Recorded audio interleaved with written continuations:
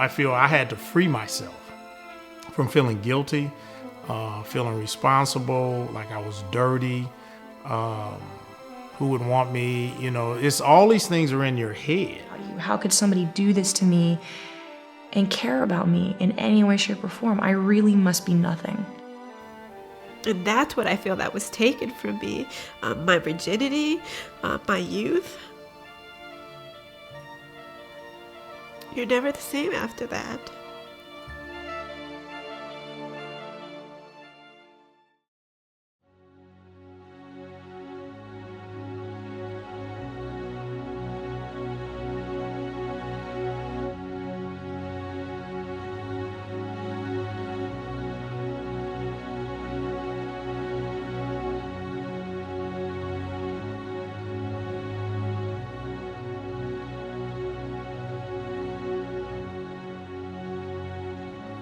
Darkness to Light's Stewards of Children program teaches adults to prevent child sexual abuse in families and in youth-serving settings, recognize the signs of sexual abuse in children, and react responsibly when they receive a disclosure by a child, when they discover sexual abuse, or if they suspect it. It also teaches adults how to intervene in the gray area when they see unsafe boundary violations by other adults or teens. I had kind of a closed mind as to, why would nobody ever speak up of something like that? So seeing the stories or hearing the stories from the people it actually happened to, it kind of opens your eyes a little bit. You actually feel what they're feeling. Having the testimonies and the statistics together, it just made it very real.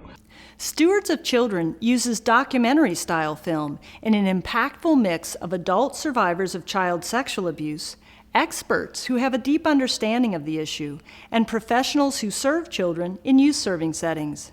If I have a class, like a Sunday school class, a class of 6 kids, and one Sunday, 5 of them don't come, do I still conduct that class?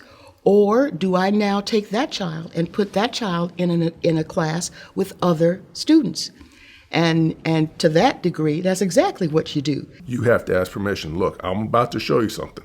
This is how the hips need to move. I can show you, and I'm going to put my hands on you right here and right here. Are you comfortable with this? If the answer is yes, you go forward and you do it. If the answer is no, I understand completely, no problem. This is what the visual is if I do it. So there is that boundary.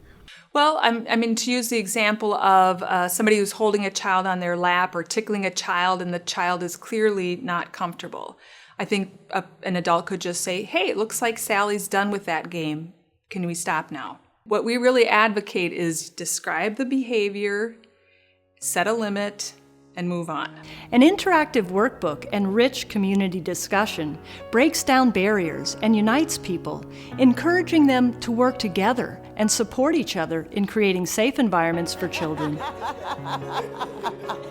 And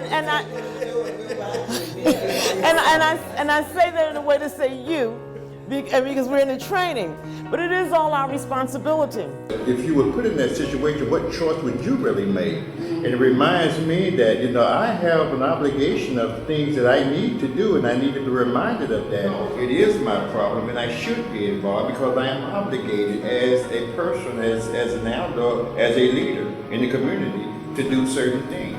And this type of prevention really eclipses all else.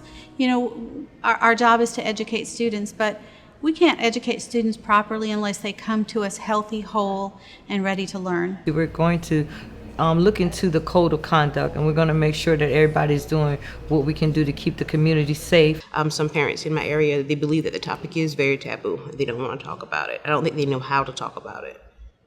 And so me being at this training will give me the tools that I need to take back to them.